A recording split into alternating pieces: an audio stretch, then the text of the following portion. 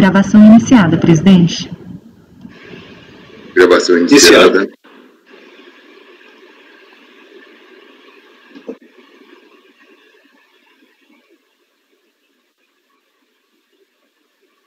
Vamos aqui nas preferências. Doutor Jorge, item 68.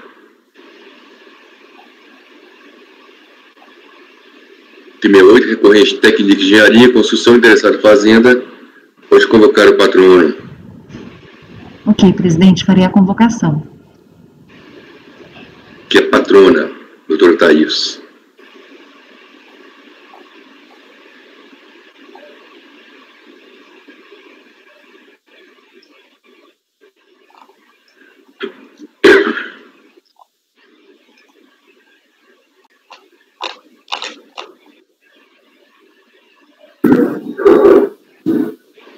Olá, bom dia. Bom dia, doutora Thaís. A senhora nos ouve perfeitamente? Escuto perfeitamente. Vocês estão me ouvindo também? Estamos, também. Então tá ótimo. Deixa eu só fechar a outra página aqui. Pronto. Então temos agora a votação do item 68, recorrente técnica de engenharia, interessado fazenda, relator doutor Jorge Omiro Freire, que está com a palavra agora.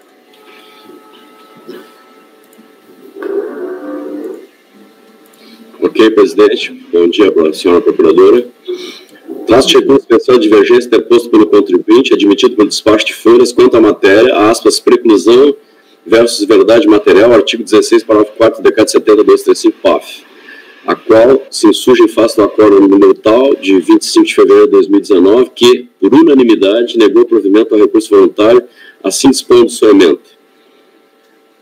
Termos da prova. Recai ao contribuinte o ônus de comprovar o seu direito ao crédito pleiteado com documentos, motivos de fato e de direito. Não realizado este procedimento nos ditames dos artigos 16 e 17 do decreto 70.235, em especial dentro do momento, entre parênteses, impugnação, determinando no seu parágrafo 4 o recurso não merece prosperar.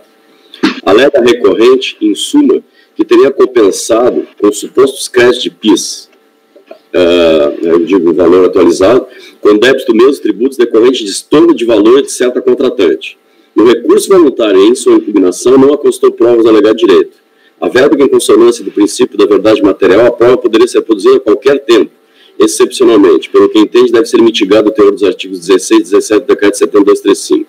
Pede, ao fim, que seja provido seu apelo especial, a fim de que o processo retorne à tubra recorrida, aspas, para análise dos documentos apresentados e eventual intimação a apresentar os que compreenderem necessários, fecha aspas.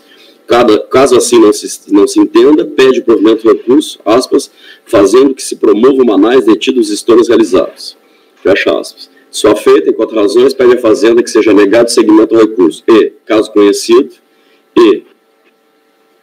vírgula, caso conhecido, vírgula, pede seu improvimento. É o relatório, presidente.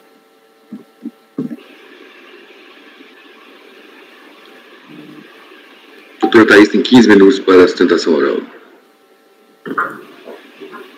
Obrigado, doutor. Bom, ilustres jogadores, agradeço a palavra. Eu vou ser bem breve nas minhas colocações aqui. O caso não é um caso muito complexo, na verdade, trata realmente de um pedido de compensação, como comentado aqui já pela análise do relator.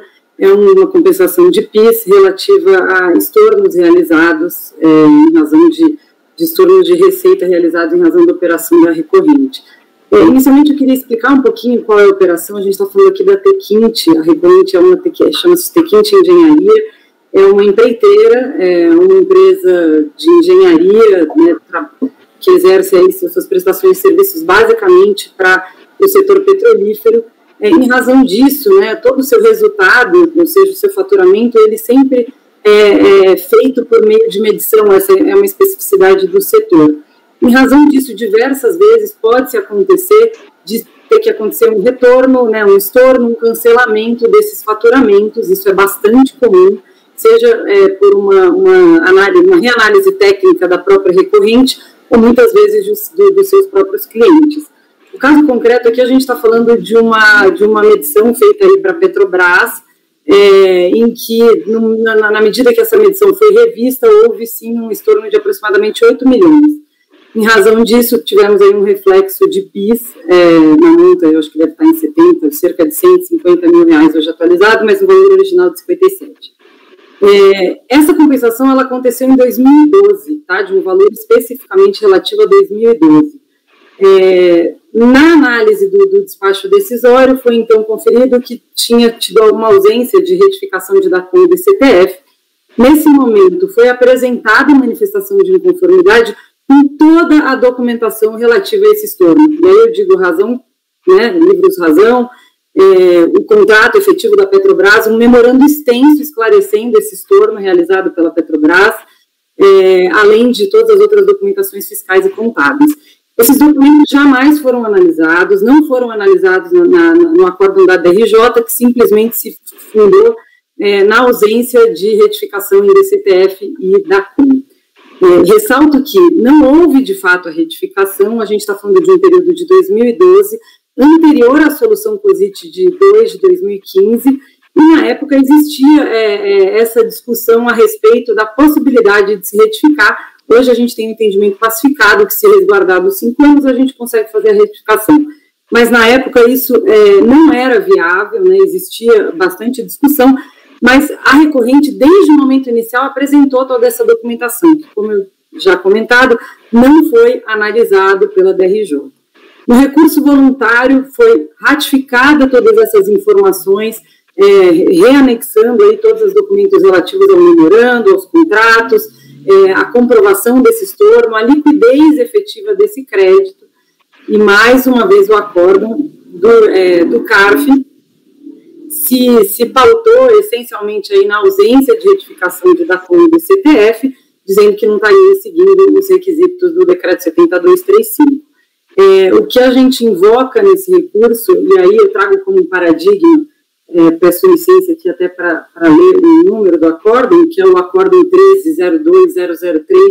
13.02003.2391, da terceira Câmara da segunda turma ordinária, e nesse acórdão, o ponto que e aí por que a gente traz ele como paradigma é que, nesse caso, existiu uma retificação de DCTF que, segundo o CARF, não foi suficiente para garantir e comprovar a liquidez dos créditos, o que se fez necessário uma análise tardia, né, e inclusive uma prova apresentada tardiamente pelo contribuinte no CARF para comprovar essa liquidez, a liquidez desses créditos. E aí a gente está falando de documentação contábil e fiscal. No caso, e aí a gente traz esse acórdão como paradigma exatamente para demonstrar que essa documentação foi analisada como prova para garantir a liquidez desses créditos.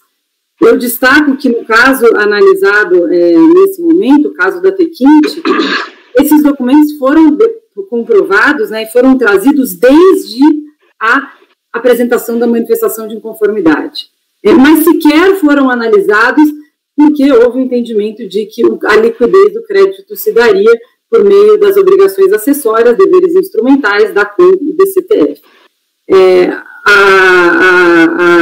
O requerimento aqui da recorrente é no sentido de que se prevaleça o princípio da verdade material dos fatos, essa documentação sequer foi analisada e foi comprovada desde o início, e que os julgadores aí publiquem exatamente por essa análise concreta dos fatos, a realidade e a materialidade da operação, que a análise desses documentos pode trazer, com certeza, a comprovação da liquidez desses créditos. O direito da recorrente vem pautado no próprio 165 do CTN, o que se requer, então, já concluindo aqui a minha breve sustentação oral, é exatamente para que se cancele o acórdão do CARF e que se analise a documentação que jamais foi analisada em nenhuma das instâncias, em evidente afronta ao princípio da verdade material dos fatos. Obrigada. Obrigado, doutora. Palavra, Jorge. Pois não, presidente. Conhecimento. Alega a Fazenda que o contribuinte não teria demonstrado divergência jurisprudencial, pelo que o mesmo não deveria ser conhecido. Divirjo. O paradigma, número tal, restou assim emendado. DCTF, retificação, comprovação. Comprovado que a retificação da DCTF encontra respaldo na contabilidade, há que se reconhecer o pagamento indevido ou a maior. Prova, momento da apresentação. Não tendo havido expressa manifestação no despacho decisório eletrônico relativo à necessidade de retificação da CTF, tampouco a comprovação dessa retificação, considerando ainda o princípio da verdade material, é facultado ao contribuinte a apresentação da referida prova por ocasião do recurso voluntário. E o despacho de admissibilidade em relação ao tal paragonado assentou. Verifica-se que os casos comparados são semelhantes com os aspectos fundamentais. São casos de compensação por meio de decomp, negados em despacho decisório em vista de pagamento já utilizado em débito, alegação de erro na apuração, sem retificação de DCTF, apresentação de documentos contábeis durante o litígio. Diante deste mesmo quadro fático probatório, as decisões comparadas dão resultados diferentes ao apreciar o artigo 16, parágrafo 4º PAF, do que se conclui a existência de divergência jurisprudencial. E concluo, presidente, quanto ao conhecimento. Com arrimo nesse despacho de admissibilidade, entendo que os pressupostos recursais foram devidamente atendidos, pelo que conheço do apelo especial do contribuinte. Siga, presidente. Direto, pode ir. Mérito. Na Decomp, foi utilizado todo aquele suposto crédito que, com a Selic acumulada, seria suficiente para a compensação de um débito, também do PIS cumulativo, relativo a setembro de 2009, no valor de X, com vencimento em 23 de outubro de 2009. O DARF informado na Decomp foi encontrado nos sistemas informatizados da Receita, mas já havia sido integralmente utilizado para a quitação de débitos do contribuinte. Diante da inexistência do crédito, a compensação não foi homologada, passando o débito indevidamente compensado a ser exigível com os acréscimos legais devidos calculados desde o vencimento. E resignada, a interessada apresentou manifestação de conformidade na qual, em resumo, alega que deixou de computar estornos de medição feitos pela Petrobras em junho de 2009, o que lhe daria um crédito referente à parte do pagamento da contribuição feita para aquele período. Nessa manifestação, anexou que seria a cópia de uma folha do livro Razão, conta, aspas, abatimento, receita, cert, conta, origem local, e empresa BR-05. Somente com 2 lançamentos, ambos datados de 30 de junho de 2009, nos valores de 7 milhões e alguma coisa, estorno, medição, contrato 160.202 e 681 mil, totalizando os alegados 8 milhões e alguma coisa. Em sua peça contestatória, aduz que, aspas, tinha a autoridade fiscal a obrigação de solicitar ao contribuinte o devido esclarecimento da questão que apresenta divergências e consistências, e não restringisse a não homologação das compensações. Fecha aspas. Continuo. A decisão de piso, ao analisar a DCTF retificadora, consignou. Na DCTF retificadora ativa, recepcionada em 27 de 8 de 2009, folhas tais, o débito confessado é ainda maior, 196.645,28, sendo que ao crédito vinculado foi adicionado um pagamento feito em mora, no valor de 6.476,41, mais consectários legais. A razão para este acréscimo ainda será explicada no processo na decisão da RJ. Ou seja, aqui eu pontuo, a retificação nada trouxe sobre o alegado estorno de medição, entre parênteses. Aliás, já na DCTF original, ele deveria ter influenciado o débito, pois o estorno, segundo procura demonstrar o contribuinte, teria ocorrido em junho e a declaração foi transmitida em agosto de 2009. Fecha parênteses, acaba a transcrição. Já o recorrido, pertinentemente, mencionou que, aspas, o contribuinte pleiteou o reconhecimento de crédito de PIS por pagamentos indevidos, mas, conforme a manifestação de conformidade de recurso voluntário, sequer é possível entender por qual razão o contribuinte considerou os pagamentos de confio no regime cumulativos indevidos.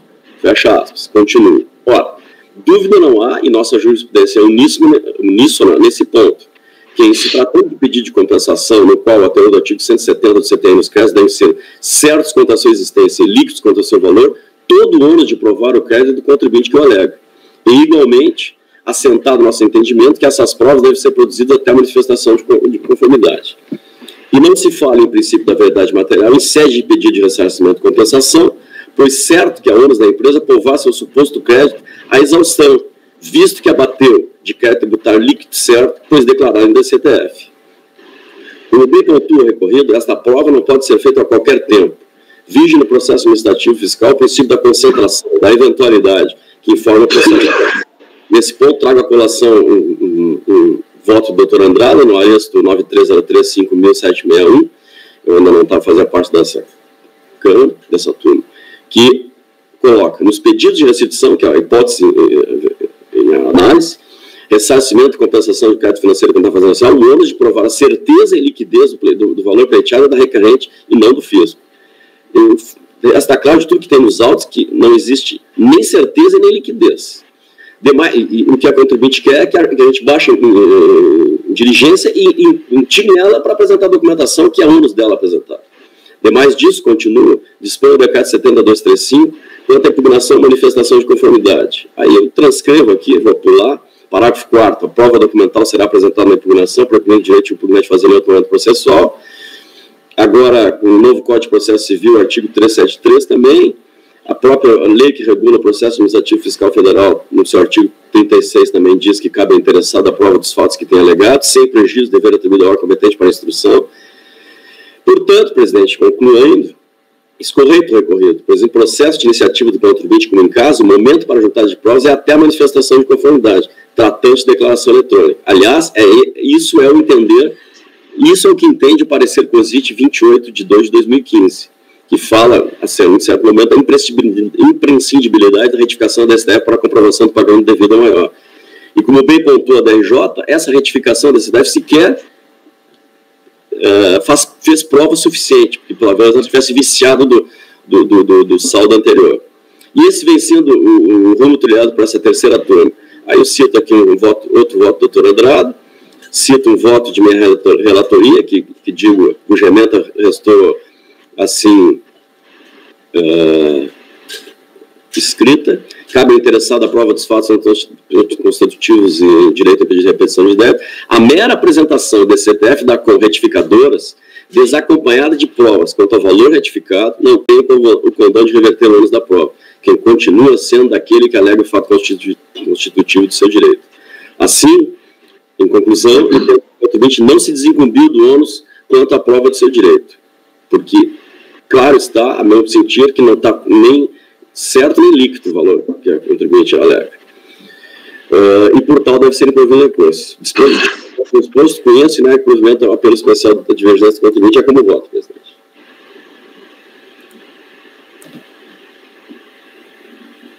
Doutor Andrade. Com a devida vênia, doutora Thaís, na verdade é o seguinte, aqui a jurisprudência nossa já sedimentada, a gente não exige necessariamente a retificação do DCPF e nem do DACOM, se estiver demonstrado por meio de documentos que existe um direito livre e certo à restituição. Mas em razão da sustentação oral da doutora Thaís, eu fui vasculhar a decisão da DRJ, e ela foi bem explicitada também no voto do Dr. Jorge, e eu vejo lá no item 11 e 11.1, que primeiro a DRJ falou da necessidade de retificação do DCPF, isso a gente se afastaria. Primeiro ela foi bem clara e falou, olha, exige-se a retificação do DCPF e a retificadora apresentada não demonstra esse estorno. De fato, isso aconteceu. Mas essa exigência a gente poderia afastar, desde que os documentos apresentados fossem suficientes para comprovar o débito. E após a DRJ falar isso, ela entra nos documentos apresentados pelo contribuinte e fala que eles são insuficientes, está bem claro aqui. Aí no finalzinho ela fala, frise-se ainda que o contribuinte em nenhum momento fez prova de que tem efetivamente oferecido a tributação as receitas as quais teriam sido abatidas esses estornos, o que exigiria a apresentação da escrituração contábil ou fiscal. Então a DRJ condicionou, além da retificação do DCPF, explicou que os elementos que ela apresentou não eram suficientes. E ao abrir o recurso voluntário da contribuinte, ela só pede a diligência, ela não completou os documentos. Ela poderia ter completado os documentos, aí sim, diante dessa novo acervo probatório, a gente talvez, o acordo recorrido, talvez baixar em diligência para analisar esse novo acervo probatório, mas isso não foi feito. Então, com a devida vênia, doutor Thaís, eu acompanho o relator.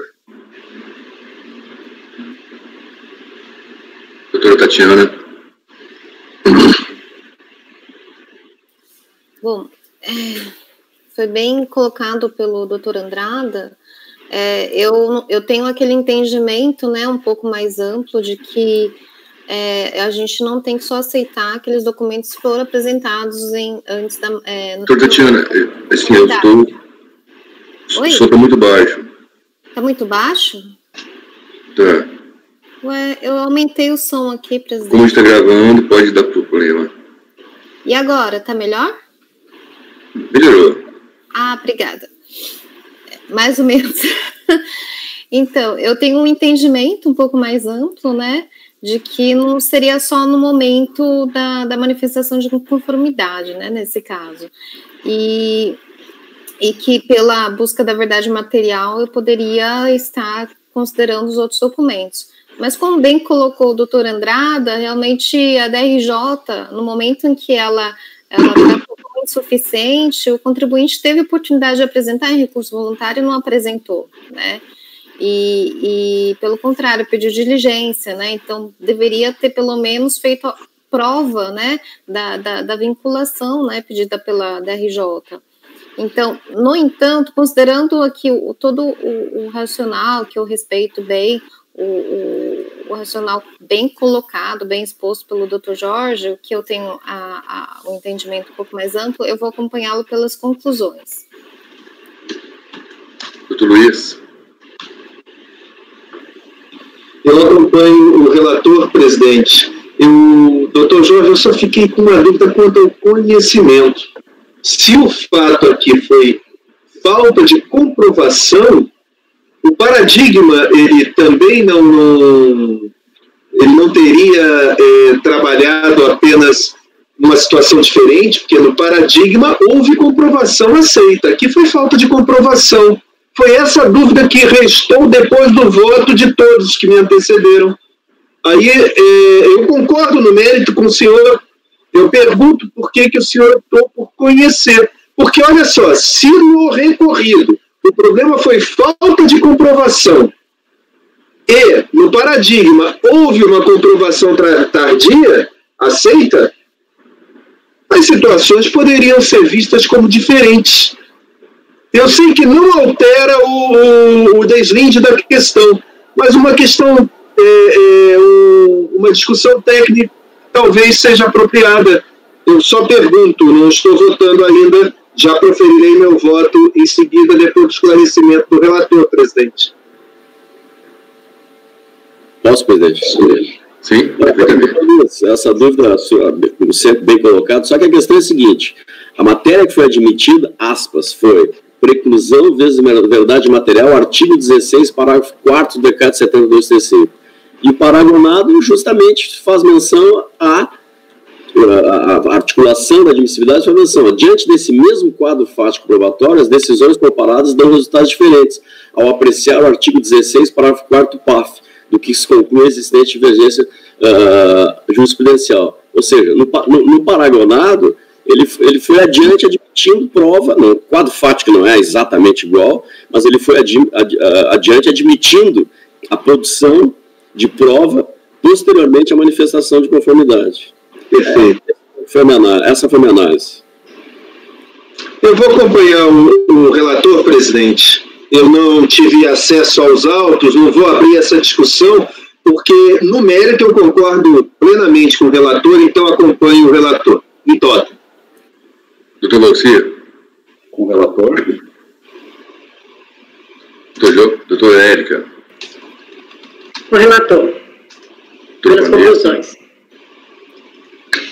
Presidente, eu acompanho o relator também, já é minha posição conhecida, e eu só quero ressaltar essa alegação de que não houve a juntada de provas no recurso voluntário, que o doutor Andrada levantou. Acho que é importante para esse julgamento. Por quê? Porque se houvesse algum indício ou início de produção probatória, em muitos casos a nossa turma entende que sim, tem que retornar para que a turma analise esses documentos, enfim, e faça essa reavaliação. Então, isso também é um dos pontos que eu estava olhando no processo, enquanto a doutora Thaís fazia a sustentação oral dela bem colocada, né? Então, eu acompanho o relator, presidente. Doutor Luiz, aqui tem um despacho de exigibilidade minutado pelo doutor Marcelo Giovanni e validado pelo agrada, ele explica isso que o senhor explicou, ele explica no segundo paradigma, que não há essa divergência, mas no primeiro, ele comprovou aqui. Por isso eu também estou conhecendo e acompanhando o relator. Então, o resultado proclamado será o seguinte: por unanimidade de votos, negou-se o provimento ao recurso especial interposto pelo contribuinte. A conselheira Tatiana votou pelas conclusões. E a Érica também? Também Érica? As conselheiras Tatiana e Érica votaram pelas conclusões. Obrigado, doutor Thaís. Obrigada, boa tarde. Obrigado, boa tarde.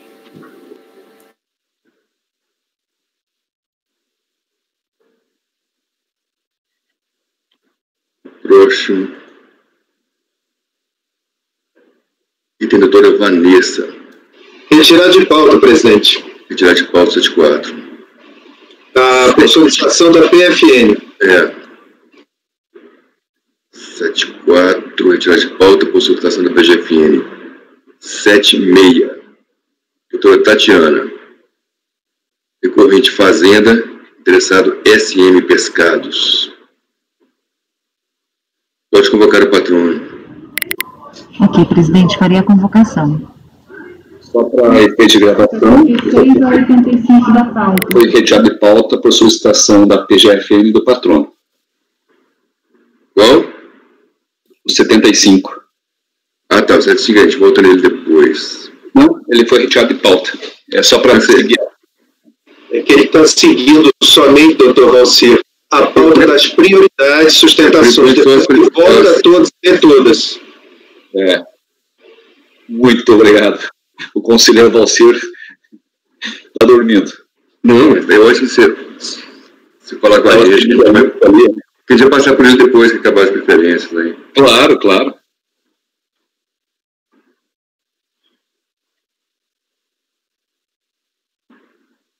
De todos os palestrantes que eu indiquei, o único abaixo de 12 milhões foi esse. O patrono já está na sala.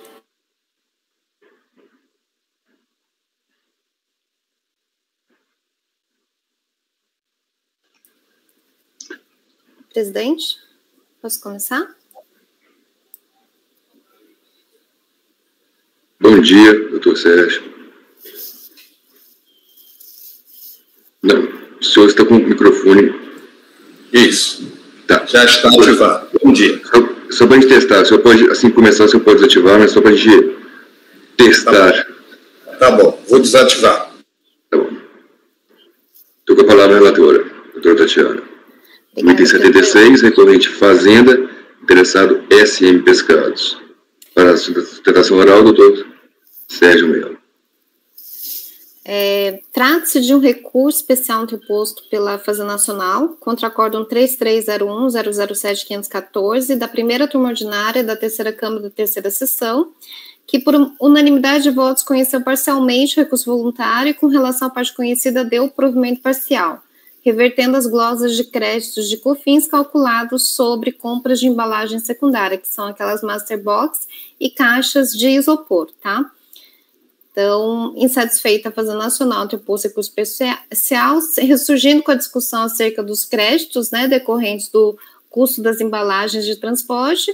Contra-razões foram apresentadas pelo sujeito passivo, que pede que o recurso não seja conhecido e que, caso esse não seja o entendimento dessa turma, que no mérito seja improvido, haja vista que foi demonstrado que os insumos que tiveram as glosas revertidas fazem parte do processo produtivo da empresa recorrida. Esse é o relatório, presidente.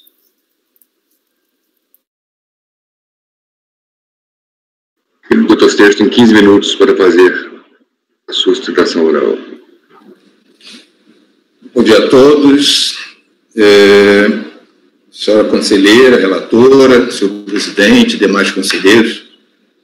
Essa questão que, ora, estamos julgando, ela é de farto conhecimento dessa Câmara Superior, inclusive com relação à mesma pessoa jurídica, ou seja, não só em questões semelhantes e principalmente a partir da decisão do STJ, quando apreciou o RESP 1.221.170, que criou uma interpretação mais ampla com relação ao direito ao crédito, mas, ainda que antes dessa decisão do STJ, já havia um entendimento por parte dessa Câmara Superior da questão dessas caixas de papelão e isopor no caso concreto. Ou seja, quando se fala do RESP do STJ, nós estamos falando num sentido mais amplo,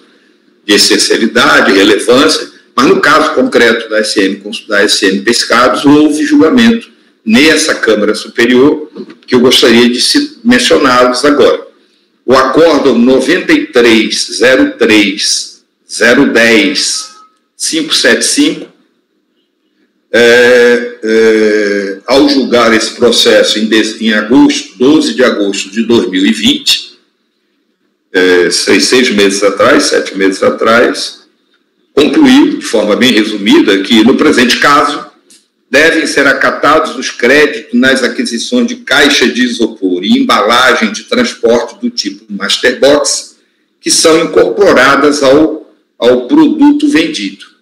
É uma decisão da Câmara Superior, no caso concreto da própria SM Pescados. Esse é um exemplo, dentre outros. E, além desse, nós temos 4 outros recursos apresentados pela Procuradoria Geral da Fazenda Nacional. Eu vou citar os números desses processos, que são o 10.380, todos são 10.380, eu só vou citar a parte final, que é o 005.880/2004-79, o 100.060/2005-71, o 100.058/2005-00, o 100.057/2005-57 e o 005.881/2004-13,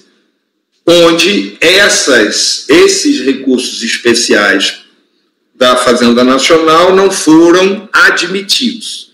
Então, nós estamos falando de caso concreto da mesma SM Pescados, onde, em alguns casos, eu citei da decisão nesse sentido, ou seja, o mesmo produto, caixa de papelão de embalagem e a caixa de isopor, que foram acolhidos por unanimidade, e esses outros que não foram sequer admitidos os recursos especiais.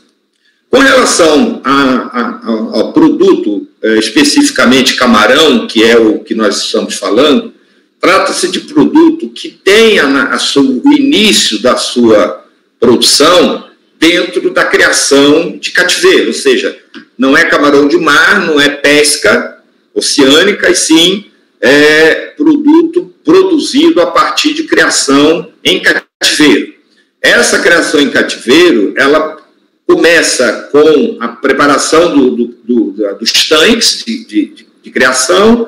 A partir daí, a colocação do pós-lavra, que é o camarãozinho, filhotinho de camarão, e todo um processo de criação. Quando ele está pronto para sair do tanque, que tem uma terminologia própria, que é conhecida como despesca, ou seja, é tirar o camarão do tanque, isso é feito utilizando-se umas redes próprias, que é uma porta grande que abre para poder essa água descer e cair nessas redes, e a partir do momento em que eles estão nessa rede, eles são retirados dessa rede e colocados em basquetas de isopor.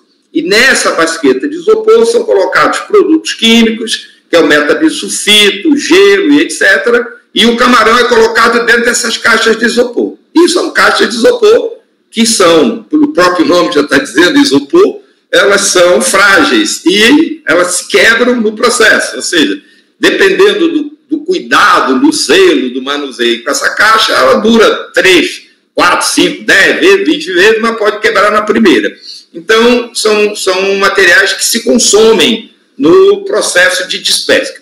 E a outra, que é a caixa de Master Box, que é a caixa de 20 quilos. Como ela é utilizada por necessidade, pela própria descrição do processo produtivo, que é uma exigência do Serviço de Inspeção Federal. Ou seja, as caixas de isopor, as caixas de Master Box, melhor dizendo, elas acondicionam 10 caixas de 2 quilos de camarão. As caixas de 2 quilos são levadas após o processamento para o frigorífico, onde são congeladas, e depois de congeladas, elas são acondicionadas dentro de uma caixa de 20 quilos, por uma razão muito simples. É impossível você colocar caixas de 2 quilos dentro de um container para exportação. Elas precisam ser acondicionadas preliminarmente dentro de uma caixa de 20 quilos, que aí sim você consegue amarrar dentro do container, e essa caixa de 20 quilos, um conjunto de caixas de 20 quilos, dependendo do tamanho de container, 10 pés ou 20 pés, são acondicionados, são ovados nesses containers, e a partir daí, colocado diretamente no navio e feita a exportação. Então, o que a gente está discutindo aqui é se essa caixa de Master Box é ou não necessária no processo. Óbvio que é, porque se não tivesse essa caixa, eu não consigo fazer a exportação. Não é impossível exportar caixinha de 2 quilos. Eu tenho que colocá-la dentro de uma caixa de 20 quilos, que é o Master Box, e que já foi reconhecido por essa mesma Câmara Superior em oportunidades anteriores. E a outra, que eu já expliquei, que é a caixa de isopor, que é apenas para transportar do porto da fazenda de camarão, ou seja, do cativeiro onde ele está sendo criado, para o frigorífico. Muito embora esse espaço seja relativamente pequeno, mas eu não tenho como levar do tanque da fazenda para dentro do frigorífico que não seja numa caixa de isopor devidamente adequada. Ou seja, tem que ter toda uma higienização, tem que ter gelo, tem que ter metasulfito, e ela é parte desse processo produtivo.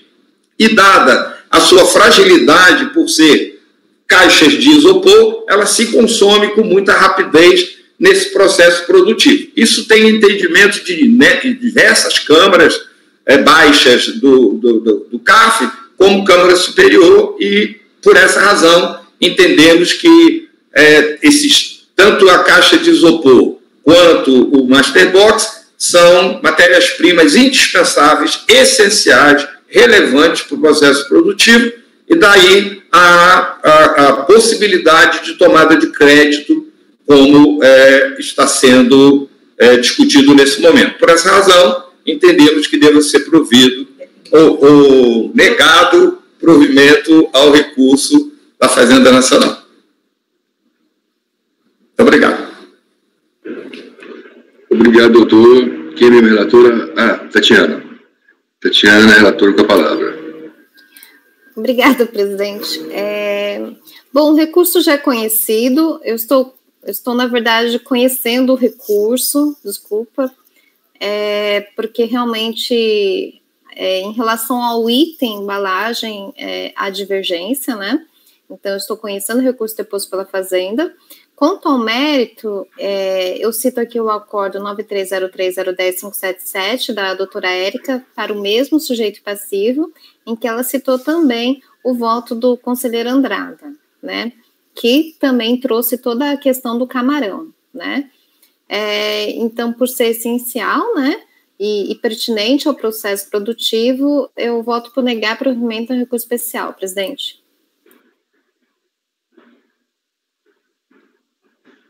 Doutora Tatiana, obrigada pelo célere voto. Doutor Andrada. Acompanho o relator, presidente. Doutor Luiz. Acompanho a relatora. Como? Acompanho a relatora, presidente. Desculpa, doutor Andrada queria falar.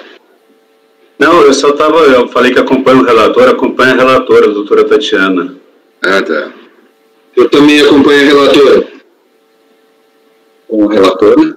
Doutor Valci, doutor Jorge. Com a relatora. Doutora Érica. Com a relatora. Doutora Vanessa. Acompanha a relatora também. Também acompanho a relatora. Por unanimidade de votos, negou-se o provimento do recurso interposto pela Fazenda. Obrigado, doutor Sérgio. Bom dia. Tem os próximos, né? Porque são vários, né? Isso. Aí eu vou... Então, pode... Os outros são resultados.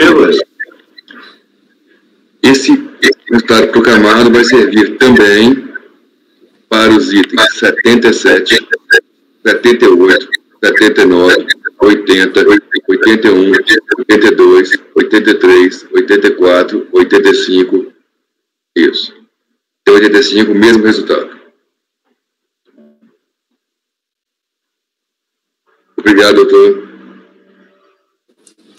Ok, muito obrigado, bom dia e bom trabalho para todos.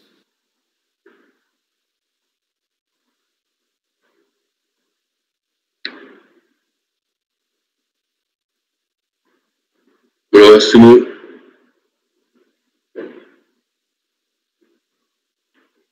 Item. Vou procurar aqui. Doutora Vanessa, item 86.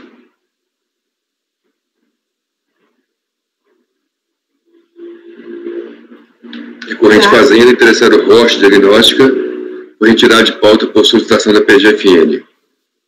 Então, vamos ao próximo preferência. Item 90. Presidente, não é o 86 é cooperativa de eletrificação rural, não é? Pois é, 87 que eu retirar, 86 está em pauta, 86 está em pauta. 86, isso. Acho que já está na pasta o relatório. Recorrentes Fazenda e Cooperativa de Eletrificação de Braco, Braço do Norte. Pode fazer a convocação do patrão. Ok, presidente, farei a convocação. Item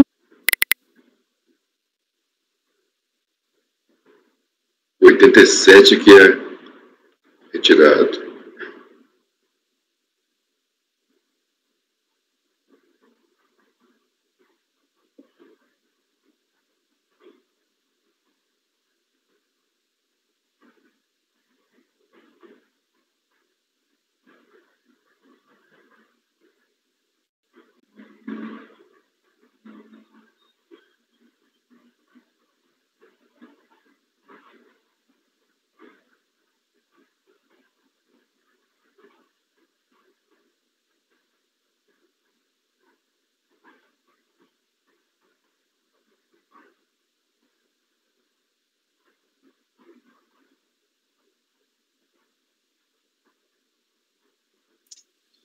Bom dia a todos. Só para conferir se estão me ouvindo. Bom dia, sim, estamos ouvindo. Bom dia, doutor Gustavo. Bom dia. Estamos ouvindo, mas está um pouco baixo. Se eu puder aumentar um pouco. Se eu falar mais alto assim, está perfeito? Consegue me ouvir agora? Perfeito agora. Obrigado. Então, esse é 86, recorrentes, Fazenda e Cooperativa de Eletrificação, Braço do Norte. Estou com a palavra relatora. Ok.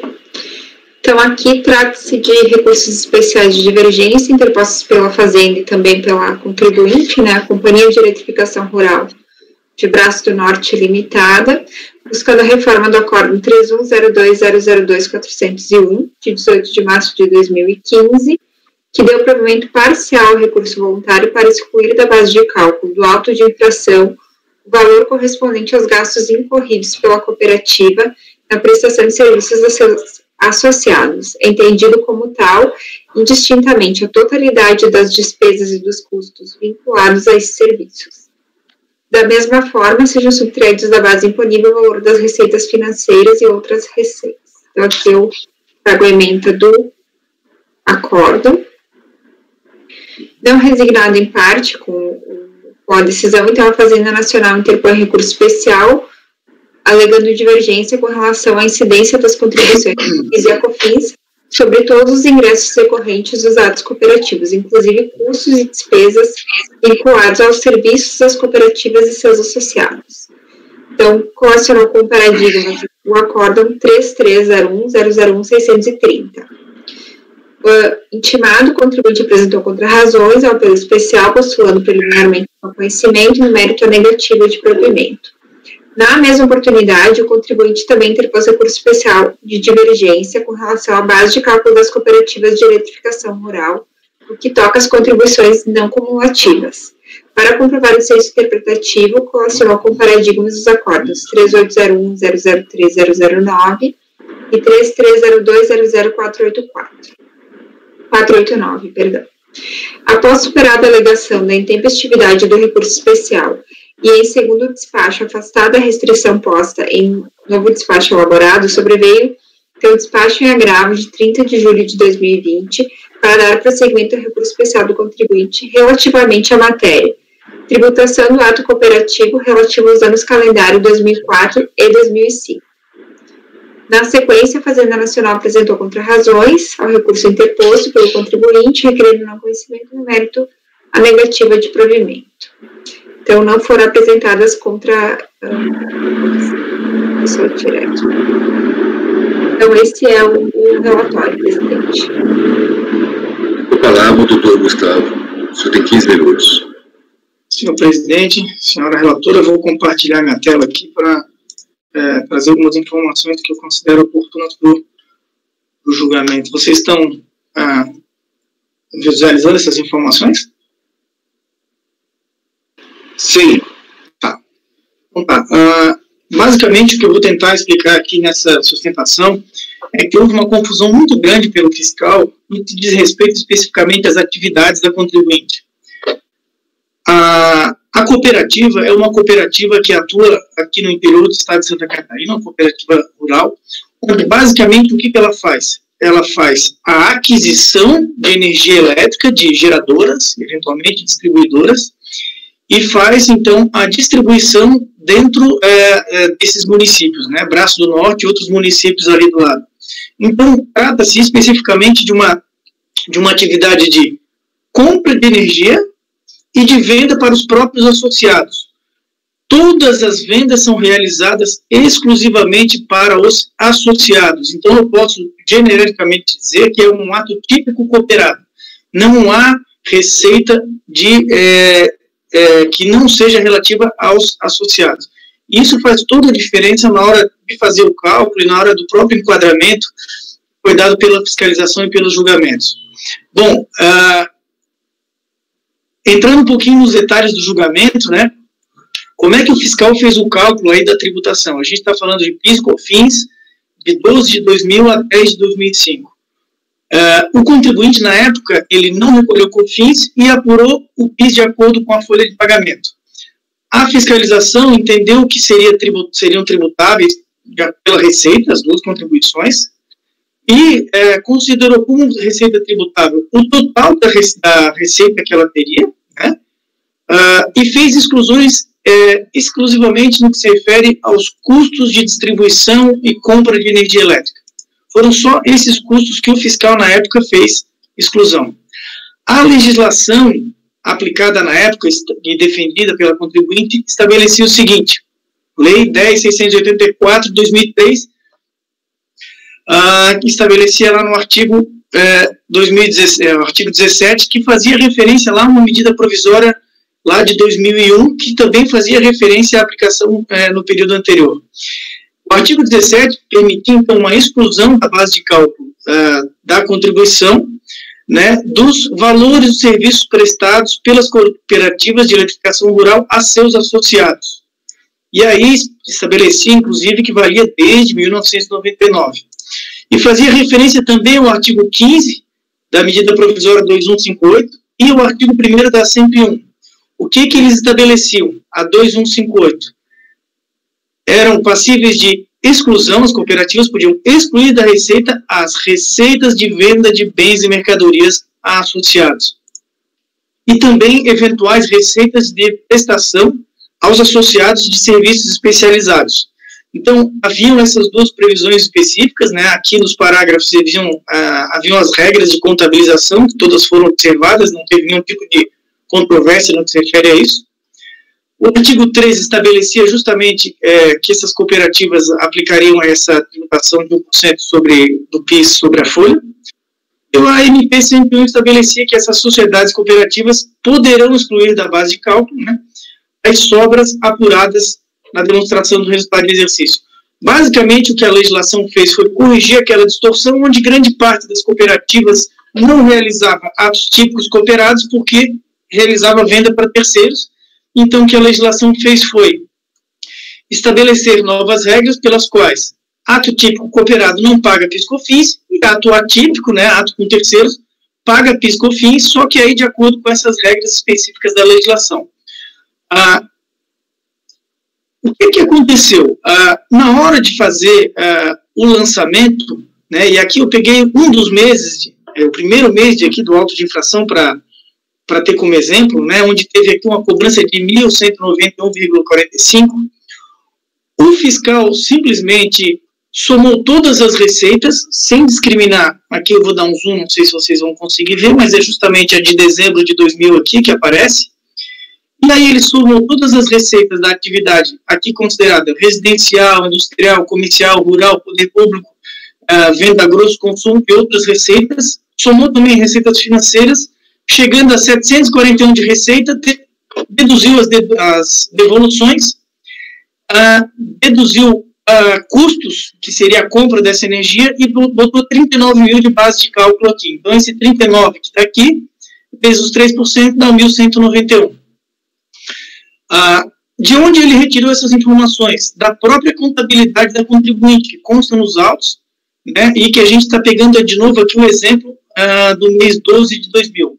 Vocês vão notar aqui que nessa informação contábil está preciso que o item 3.1.1 é justamente os rendimentos dos associados, que nesse mês totalizaram 738.088,77, e esse item 3.1.1 é justamente de associado de venda de energia, residencial, comercial, industrial, poder público. Por quê? Porque todas essas vendas aqui foram justamente para associados.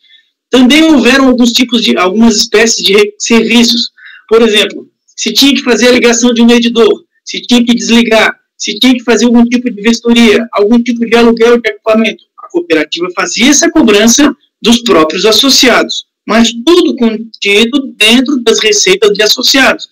Não por outro motivo, que é o item 3.1.1, associados, e aqui 3.1.1.2, também de associados. Então, isso é bom que fique claro qual é a natureza das receitas que haviam nessa entidade. O que aconteceu, né? O que aconteceu que começou a gerar uma série de problemas? A decisão específica, primeiro do CARF, a primeira decisão, folha 910, ela determinou uma diligência e pediu esclarecimentos ao fiscal para que ele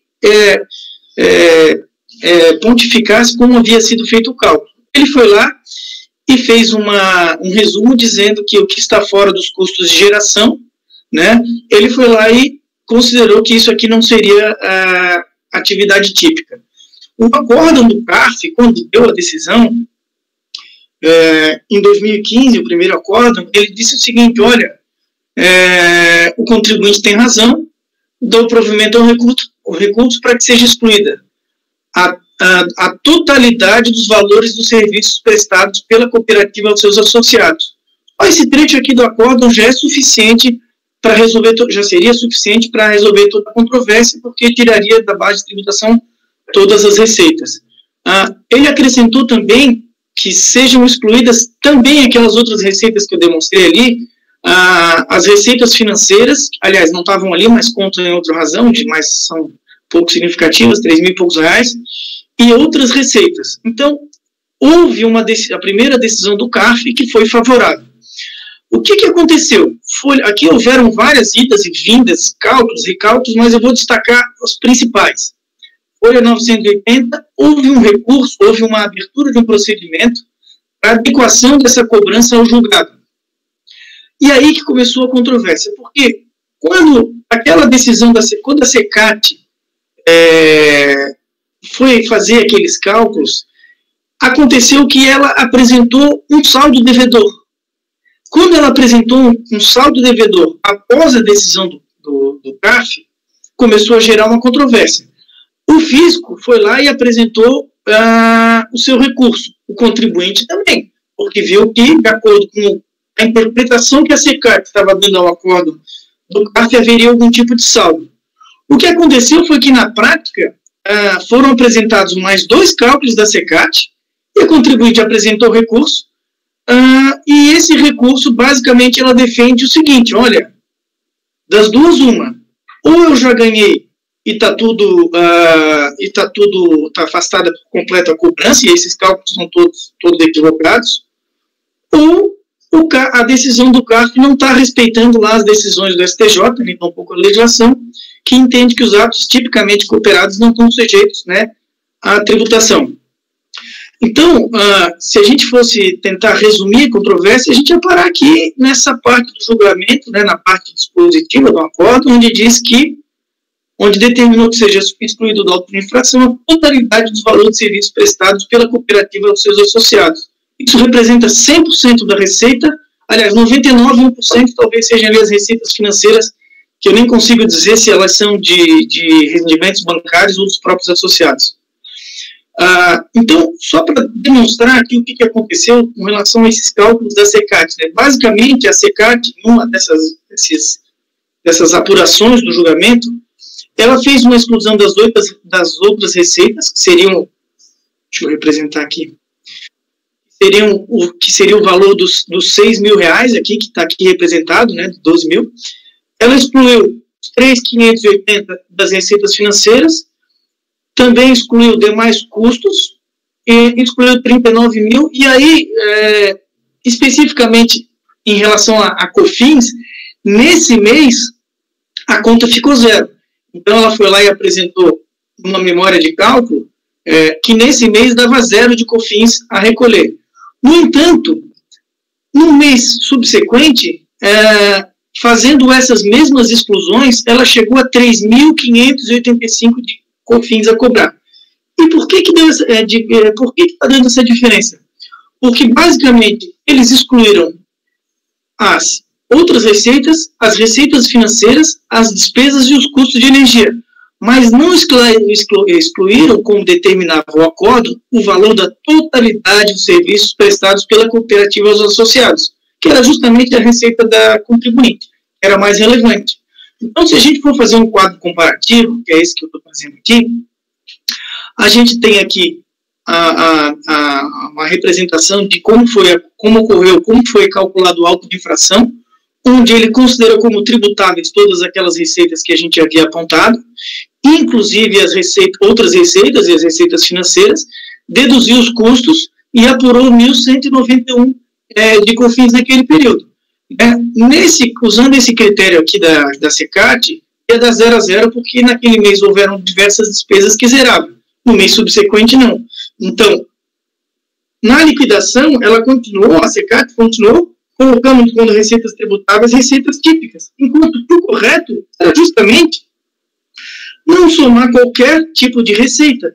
E aí, não somando qualquer tipo de receita, a tributação, era irrelevante fazer aqueles outros tipos de exclusões. Por quê? Porque essa cooperativa só pratica atos cooperados. Então, basicamente, o que a gente acabou tendo que entrar nessa discussão, a gente até entrou nessa discussão no decorrer do processo, numa dos agravos, numa das negativas de segmento ao RESP, a gente procurou demonstrar que, no final das contas, que se os cálculos que foram determinados, que foram pelo CARF, e que foram realizados à folha 66, tivessem simplesmente excluído as receitas de atos típicos cooperados, não teria mais por que a gente estar discutindo aqui se tinha saldo ou se não teria saldo. E no mérito, o que a contribuinte está defendendo é justamente, de uma maneira objetiva, a aplicação desses 2 simples incisos da legislação, que são aplicáveis desde 1999, né, e que não sujeitam a tributação às receitas de bens e mercadorias para associados. Então, em conclusão, todas as receitas são de atos cooperativos típicos, assim considerados recebimentos de associados à cooperativa, relativamente, no caso, à venda de energia, alguns outros diminutos em relação a outras atividades a ela relacionadas. A legislação é clara, exclui todas as receitas de cooperados da tributação do PIS/COFINS, e as outras regras de exclusão que estão contidas na legislação, elas servem para cooperativas, vou chamar de mistas, aquelas que têm atividades, receitas de cooperados e receitas de não cooperados. Enfim, o que a gente pretendeu e acabou fazendo, a gente não tem aqui como entrar na discussão dos detalhes do paradigma, se o paradigma tratava ou se não tratava. A gente está tentando aqui trazer para vocês a verdade real, o que efetivamente aconteceu, né, nesse feito que com todas as vênias foi bem complicado, vamos dizer assim. Foi estranho a CECAT começar a liquidar as decisões antes do trânsito em julgado. E liquidar errado, né, e liquidar 2 vezes errado ainda. Então foi essa a situação controversa que a gente vivenciou e que a gente traz a apreciação de vossas excelências. E também ficamos aí à disposição para quaisquer esclarecimentos necessários. Muito obrigado.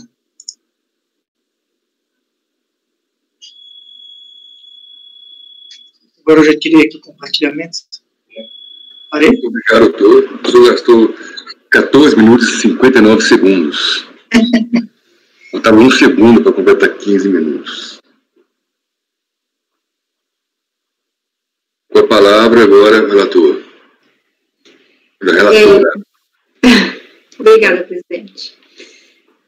Admissibilidade. Recurso especial de divergência interposto pela Fazenda Nacional atende aos requisitos de admissibilidade constantes no artigo 67 do RICARF, devendo ter prosseguimento. Entende-se que deve ser conhecido o recurso nos termos do despacho de admissibilidade, tendo em vista que o acordo paradigma indicado trata também de cooperativas de eletrificação rural e a possibilidade de inclusão nas bases de cálculo do PIS e da COFINS dos atos cooperativos. Então, que eu transcrevo um trecho do despacho. O acórdão recorrido decidiu autorizar a exclusão da base de cálculo das contribuições, totalidade das despesas e custos vinculados aos serviços das cooperativas a seus associados. De outra banda, o paradigma reconheceu a exclusão apenas em relação aos custos incorridos na atividade citada, não alcançando os demais gastos administrativos, ainda que tenham vinculação com a concepção das atividades da cooperativa. Então, eu estou conhecendo o recurso da Fazenda. Quanto ao recurso especial do contribuinte, também estou conhecendo, nos termos do último despacho, entendo ter sido atendidos todos os requisitos. Vocês querem votar em separado, presidente? Conhecimento. Pode direto. Posso? Ok.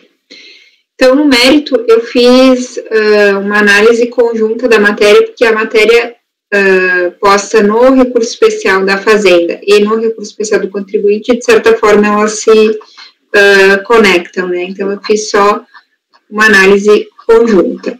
E até ressaltando que a matéria que subiu do recurso do contribuinte foi a tributação do ato cooperativo relativo aos anos calendário 2004 e 2005. Né? Foi essa a discussão.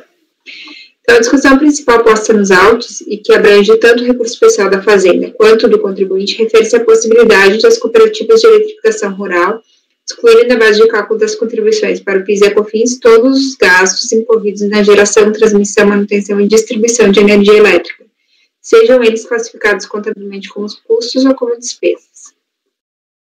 Como premissa para análise do recurso especial, tem-se que a Lei 8631 de 93, que traz os níveis de tarifas para o Serviço Público de Energia Elétrica, então foi regulamentada pelo Decreto 774 de 93, que especificou quais seriam os itens considerados como custos do serviço de fornecimento de energia elétrica. Então, aqui o artigo 2º desse decreto, ele traz todos os custos considerados para o fornecimento, né? Custo de serviço compreende pessoal, encargos, material, serviço de terceiros, tributos, despesas gerais, contribuições, energia elétrica comprada da Itaipu, energia elétrica comprada de outros supridores, transporte de energia elétrica, cotas de reintegração, cotas para reserva global de reversão, compensação financeira pela utilização de recursos, cotas de contas de consumo combustíveis fósseis, cotas de contas de consumo de combustíveis, combustíveis utilizados na geração térmica, e demais despesas inerentes ao serviço público de energia elétrica, né? Variação cambial excedente e remuneração. Da mesma forma, a regulamentação expedida pelo Poder Executivo por meio da Instrução Normativa da Secretaria da Receita Federal 247 de 2002, alterada pela Instrução Normativa 358 de 2003, garantiu às companhias de eletrificação rural direito à exclusão da base de cálculo das contribuições sociais para o PIS e a COFINS todos os gastos incorridos na transmissão, manutenção e distribuição de energia elétrica, sejam eles classificados contabilmente como custos ou despesas, com a única restrição do artigo 2º, parágrafo 1º do decreto 774/93. Então, aqui eu trago a redação da instrução normativa. Então, verifica-se que são válidas as reduções admitidas pelo legislador, que denominou os atos que podem ser considerados como cooperados, como é o caso dos presentes autos.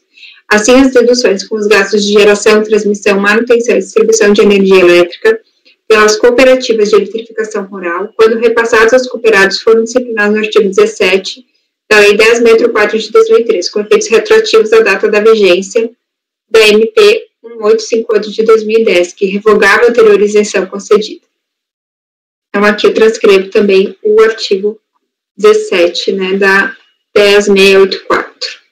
Então, consoante o dispositivo transcrito, podem ser reduzidos os gastos de serviços prestados aos associados.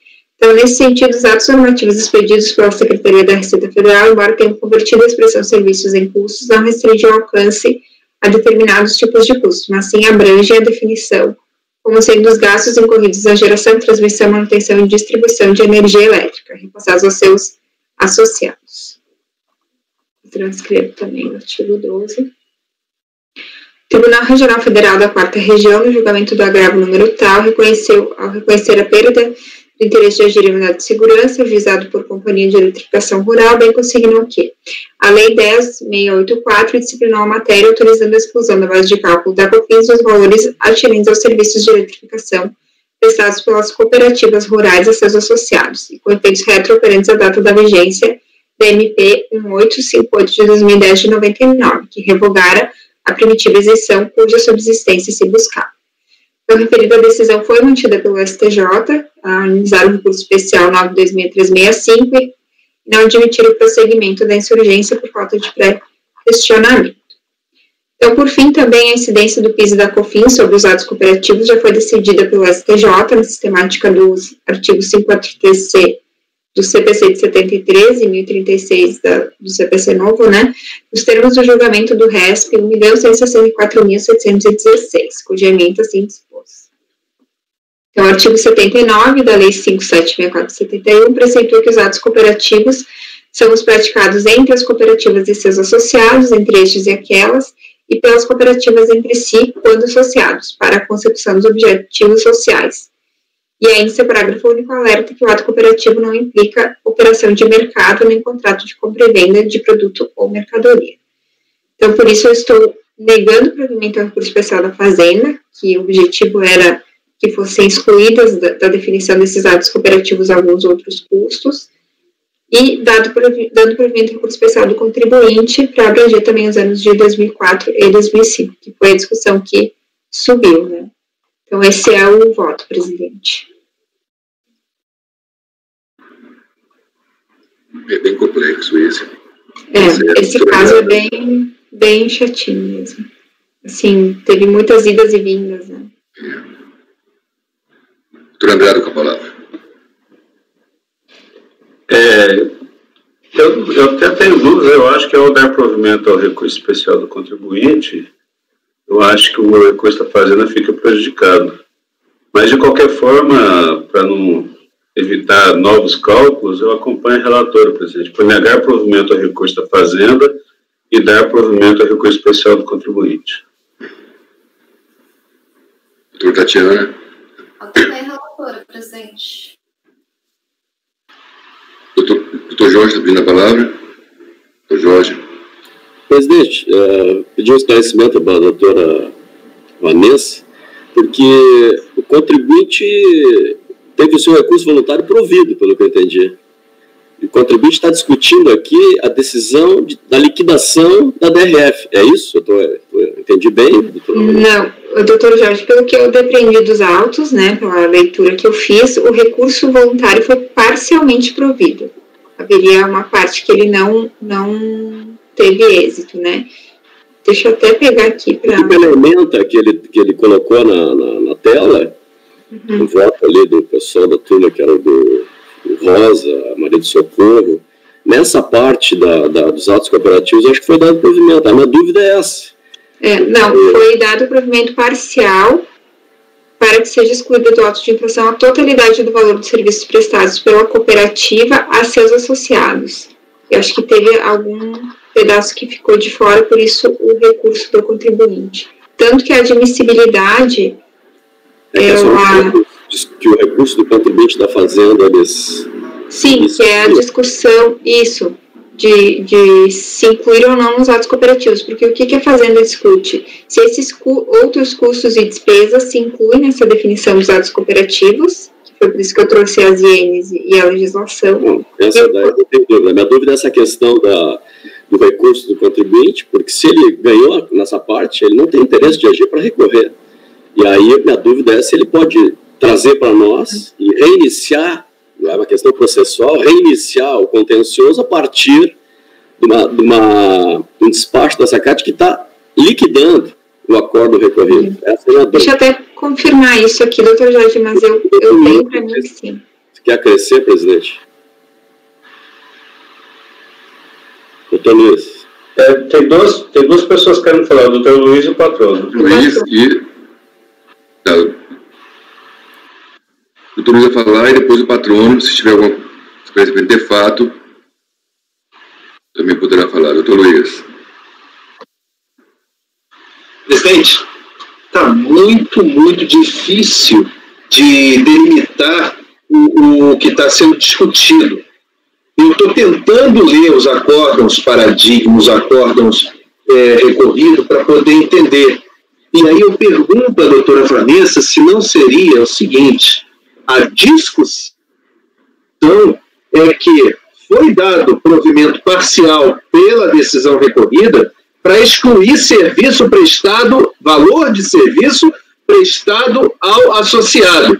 E o que se está discutindo é o que é o valor desse serviço. Se é o próprio faturamento ao associado ou se são os custos da prestação do serviço. Valor pode ser valor da receita ou valor do custo.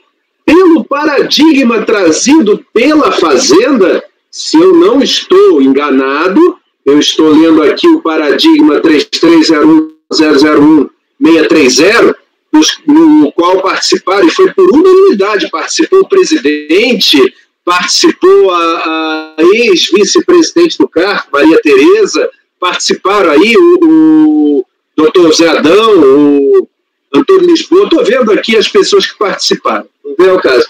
Entendeu-se que esse valor a que se refere a lei, é o artigo 17, é o valor do custo. É o valor do custo. E parece-me que essa foi a interpretação da liquidação. Ele leu o decisum do recorrido e aplicou conforme tinha sido esclarecido aqui nesse paradigma. Olha, falou que é para tirar o valor, eu tirei o valor do custo. Então, me parece que é isso que a Fazenda pede. Olha, é para ser só o valor do custo. E o contribuinte está dizendo, não, é o valor da receita. Foi a única coisa que eu consegui depreender disso. Não estava muito claro. Eu estou com dificuldade de entender. Eu pergunto à relatora se foi essa a discussão mesmo.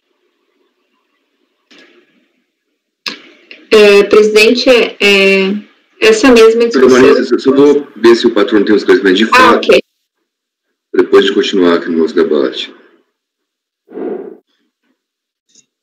Doutor? Presidente, senhora relatora, demais conselheiros, eu botei aqui na nota para tentar esclarecer, eu coloquei aqui na nota da conversa, aqui no chat, justamente os trechos do acordo que eu já havia mencionado. O acórdão, ele deu o provimento para resolver o problema. de fato, ele disse, excluam-se as receitas de associados. Pronto, isso era para resolver, e a gente interpretou no primeiro momento que isso resolvia o nosso problema e que não tinha mais nada a ser cobrado. A controvérsia surgiu quando a CECAT foi interpretar isso aí antes do trânsito julgado e ela só fez aquelas exclusões específicas de custos com a geração de energia. Ela não fez uma exclusão, vou chamar de maior, que era tirar da receita, excluída a receita, porque não seria receita tributável, justamente na forma daquela legislação, as vendas para os associados, que eram 100% da receita. Então, a gente ganhou no nosso entendimento.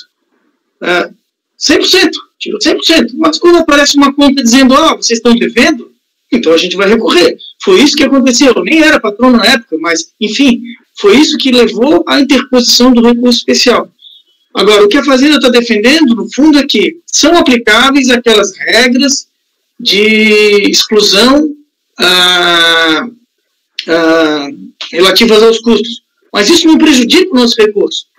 No fundo, até confirma, isso é uma regra que, para a gente, na hora de fazer o cálculo, quando a gente exclui toda a receita, isso não serve para nada.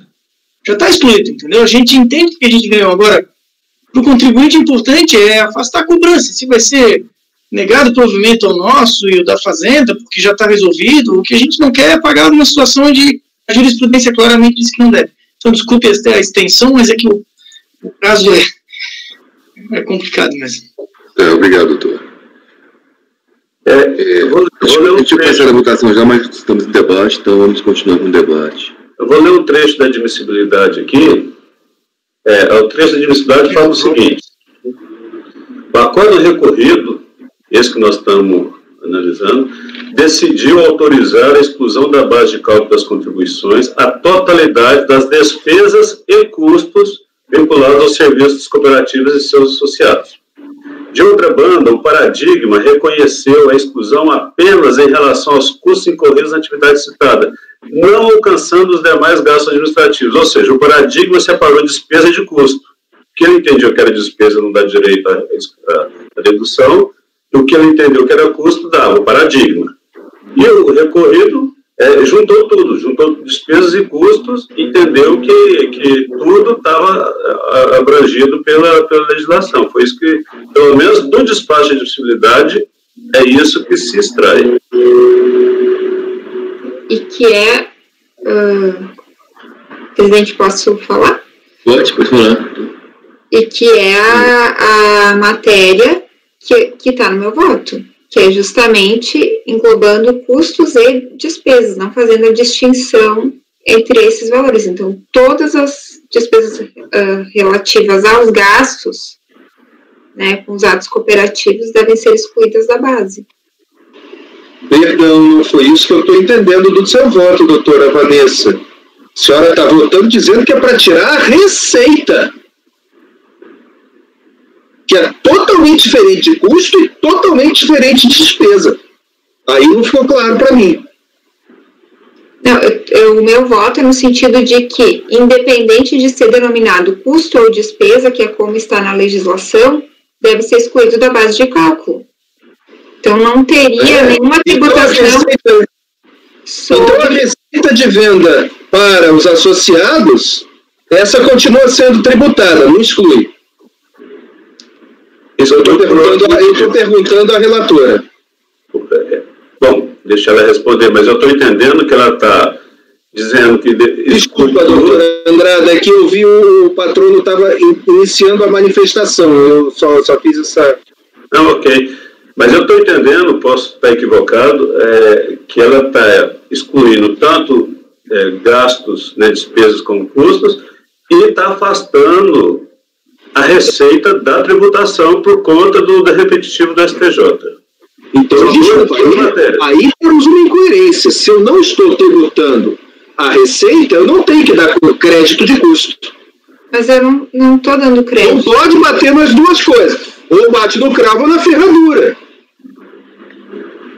Desculpa, doutora Luísa, eu não entendi a sua colocação. Mas assim... Eu estou dizendo que a receita de venda não é alcançada pela tributação, não há que se dar nenhum custo como dedução ou exclusão. Se eu estou dizendo que há custo, é porque a receita é tributável. Não dá para ser as duas coisas. A única situação em que eu vejo custo gerando crédito e receita não tributável é na exportação. Porque ali você está evitando repassar para o outro. Mas aqui não, você está dizendo que a cooperativa ela é transparente. Então ela não paga, também não tem crédito. Não faz sentido as duas coisas. Eu não consegui ainda. Pois não, por favor, pergunto aos que me antecederam. Eu estou fazendo um esforço aqui para poder ter lógica no meu raciocínio. Vou tentar esclarecer. Na verdade, você está correto. Só que é o seguinte, eu falei no mesmo do meu voto. Ao dar provimento ao recurso especial do contribuinte, eu penso que o recurso especial da Fazenda fica prejudicado. Só que não faz diferença interpretar a legislação e falar que a interpretação fala que podia deduzir custos e despesas na época em que era tributável, na época que se entendia que era tributável, né? Então, na época que se entendia que era tributável, poderia deduzir despesas e custos. Pronto. Só que agora veio o STJ e falou, olha, essas receitas de atos cooperados não são tributáveis. Então, na verdade, o senhor está correto, poderia simplesmente dar provimento ao recurso contribuinte e dizer que o da Fazenda estaria prejudicado, porém, ela está interpretando a legislação da época, considerando que seria tributável. Mais ou menos isso que eu entendi. Perfeito. Agora ficou muito claro, eu estou pronto para votar, senhor presidente. Muito obrigado aos esclarecimentos da doutora Vanessa e do doutor Andrada, que me precederam no voto. Obrigado. E, doutor Luiz, em relação a, não sei se você perguntou aí ao conhecimento, foi um caso meio complicado. Ele foi conhecido pelo Júlio, o assessor Kleber fez a minuta, depois teve que ser anulado. Aí eu assinei um negando também. Depois teve um agravo, mandou para Socorro fazer. O doutor Jorge Almiro, lá que fez agora, deu segmento. Está negando o segmento também, em relação à matéria tributação de ato cooperativo. Depois teve agravo, tá complicado isso aqui, viu? Eu nem tentou ler tudo ainda. Depois teve um agravo. Depois teve outros prazos de contribuinte. Que loucura. Talvez, presidente, se o meu voto... 4 prazos de contribuinte feito por 4 pessoas diferentes. Não é, doutora Vanessa? Isso, é isso mesmo. Primeiro foi o óbice da intempestividade, foi afastado. No segundo momento foi a questão da preclusão em razão de que conflitava com a decisão do STJ, então não poderia subir. Depois foi afastada essa prejudicial, e aí veio um novo despacho de prosseguimento, né? Então... Depois teve o negativo do Jorge, o Miro, em relação da matéria. Depois teve outra matéria apreciada pelo Jorge. Por isso que o que subiu foi só a questão da tributação dos atos cooperativos nos anos de 2004 e 2005, que foi o último despacho. Isso, porque o agravo foi rejeitado, né? Isso. No final da sua tributação de ato cooperativo relativa aos anos 2004 e 2005.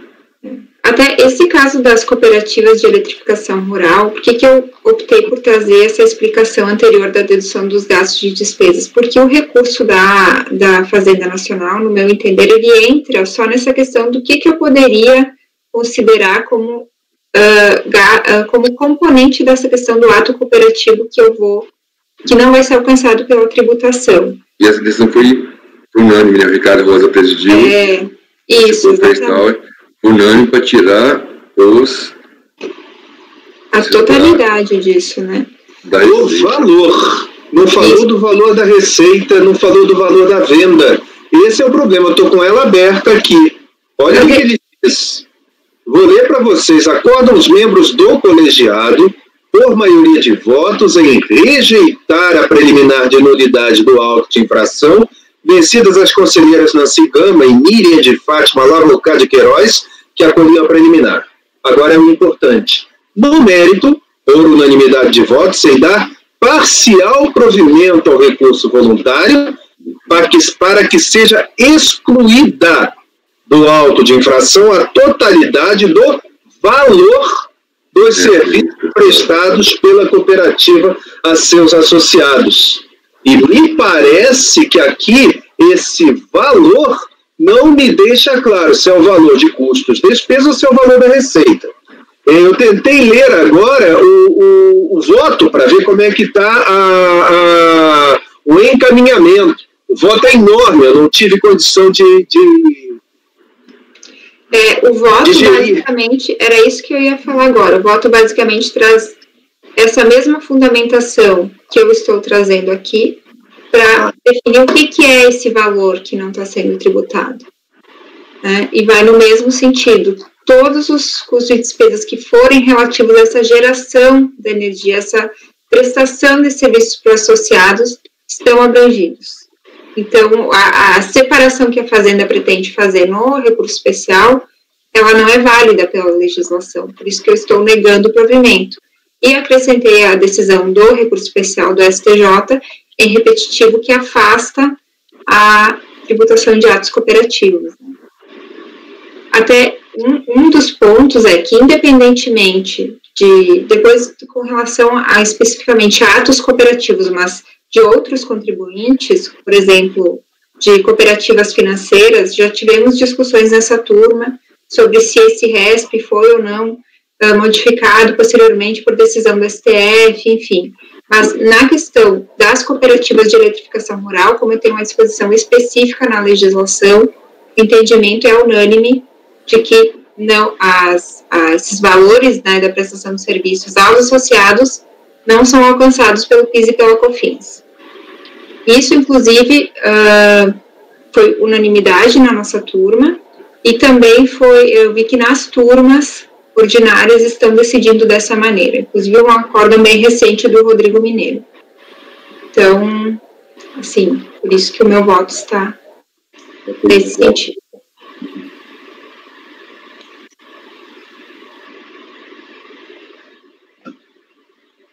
Eu consegui chegar aqui enquanto a senhora fazia os esclarecimentos, doutora, e eu concordo com a senhora, na decisão recorrida, o relator, então conselheiro, doutor Ricardo Rosa, que era o presidente do colegiado, se não me engano, ele diz o seguinte: com base nessas considerações, isso está na página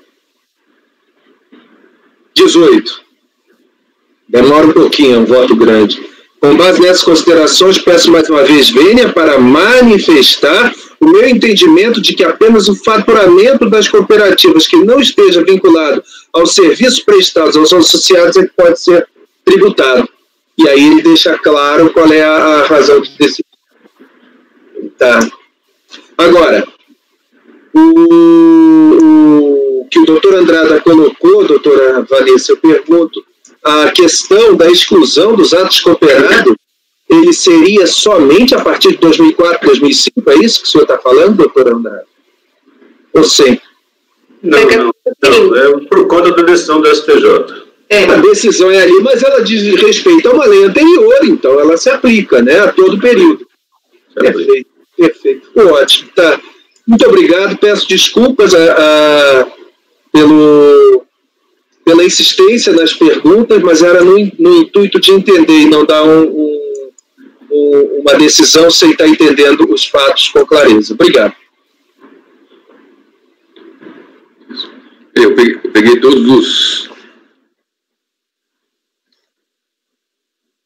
o material que peguei jurisprudência, todos os dados da Receita, tudo sobre a cooperativa, mais atualizado, fiz um compêndio aqui, está ao meu lado aqui para ler tudo. Todos os dados da Receita, da jurisprudência, Supremo, doutrina. Eu vou fazer uma comparação aqui. Mas vamos lá, doutor Andrada. Confirmo e acompanho a relatora. Doutora Tatiana? Também acompanho o relator, continuo concluindo. Agora, doutor Luiz. Os dois já tinham votado, mas estou retomando a votação. Ficou baixo, doutora Vanessa, seu voto. Com todas, doutora Tatiana. Doutora Tatiana, ficou baixo o voto. Ah, desculpa. Melhorou? Não, a gente não consegue ouvir. Não é possível. Vou aumentar mais aqui. Melhorou? Melhorou? Bota o microfone do fone mais perto da voz, Tati. Não. Piorou. O voto tem que ficar claro porque está sendo gravado, então o voto tem que ser bem claro. Sem som.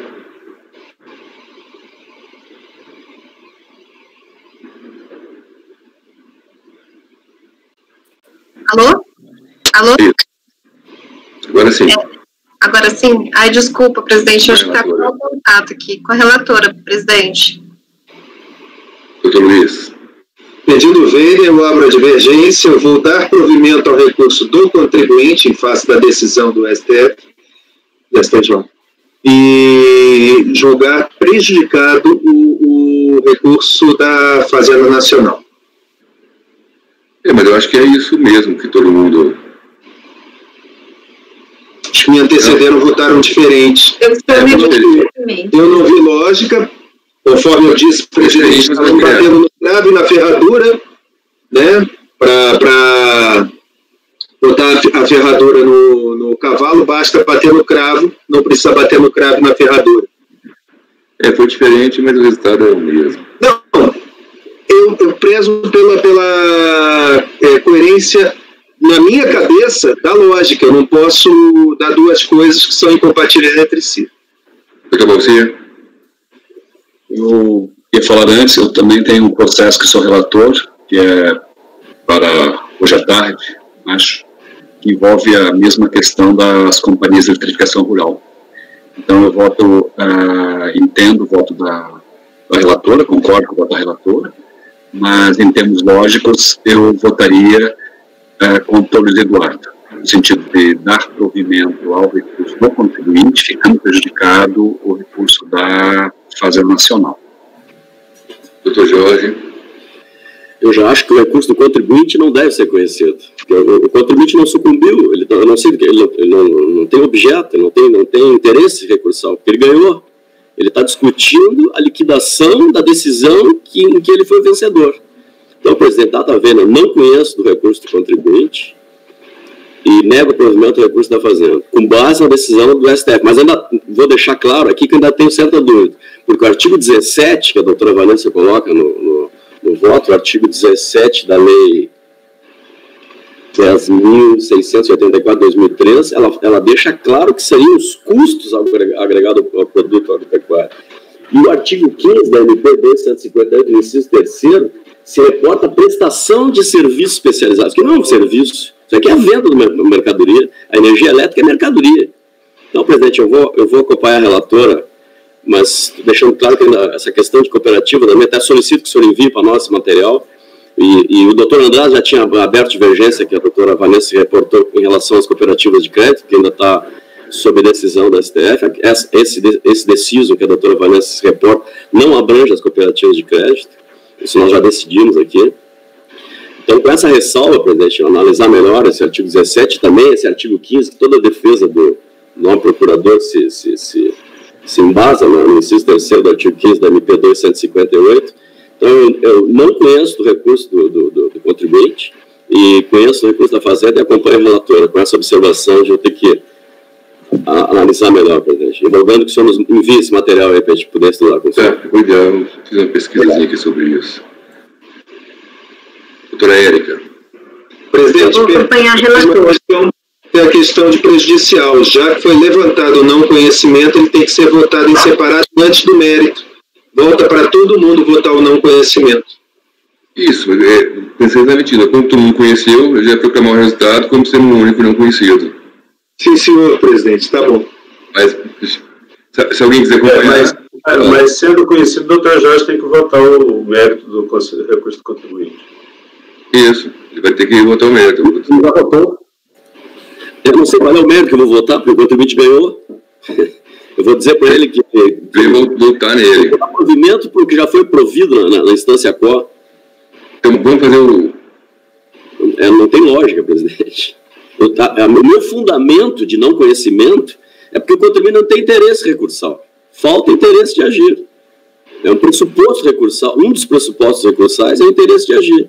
Ele não sucumbiu, ele ganhou. Eu vou dar para ele o quê? Essa é a lógica do meu raciocínio. Mas, eu sei, mas sendo conhecido... Justamente por isso que bem colocou... Ficou vencido. O fundamento do recurso do contribuinte e da fazenda são idênticos. Só que o recurso do contribuinte, para a questão técnica, eu não estou conhecendo quem ganhou. Eu trabalho numa análise conjunta. Porque se eu negar o provimento do recurso do contribuinte, eu vou estar sendo contraditório em relação ao meu voto, em relação ao recurso da fazenda. Em relação ao recurso do contribuinte, o voto do doutor Eduardo, que é o meu também, está adianto isso, é por estar prejudicado. Outra fazenda que você está sendo considerado prejudicado, que o doutor Luiz considerou. A título de questão, doutor Jorge, é o seguinte: sendo conhecido o recurso do contribuinte, o mérito são tributados ou não os atos cooperativos da Cooperativa de Eletrificação Rural. Essa é o mérito do recurso do contribuinte. Presidente, teria que ser julgado assim. Presidente, eu sinceramente não estou em condições de votar, vou pedir vista desse processo, se for possível. De vista, tá. Apesar de toda essa nossa discussão, eu fiquei com essa dúvida, essa questão aí de lógica, tá?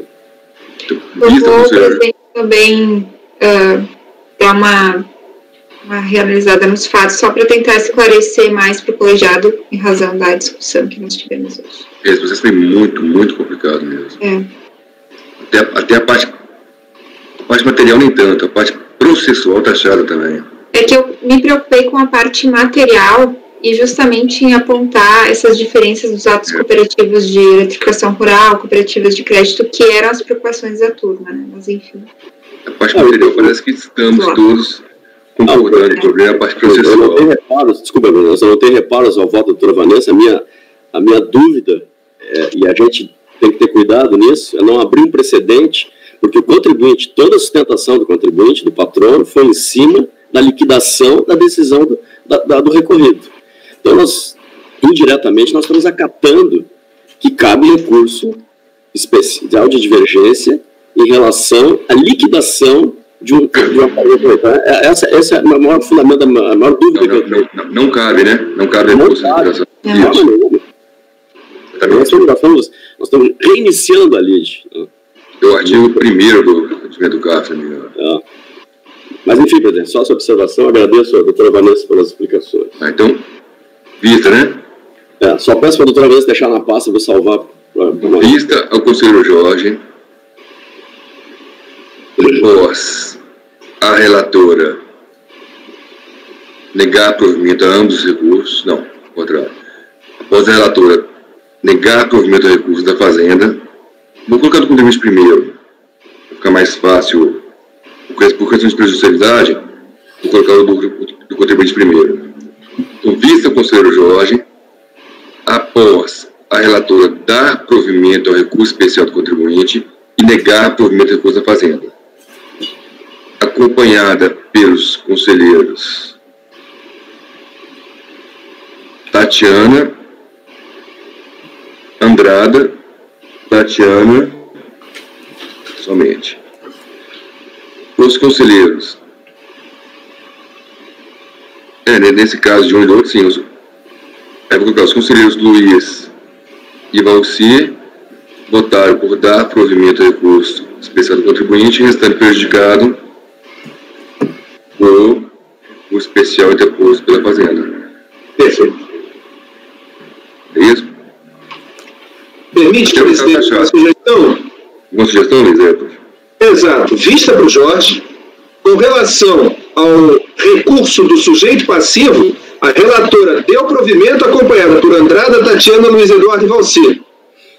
Com relação ao recurso da Fazenda, a relatora votou por negar provimento acompanhada pelo Andrade e pela Tatiana, sendo que os conselheiros Luiz Eduardo e Valcir julgaram prejudicado o recurso da Fazenda.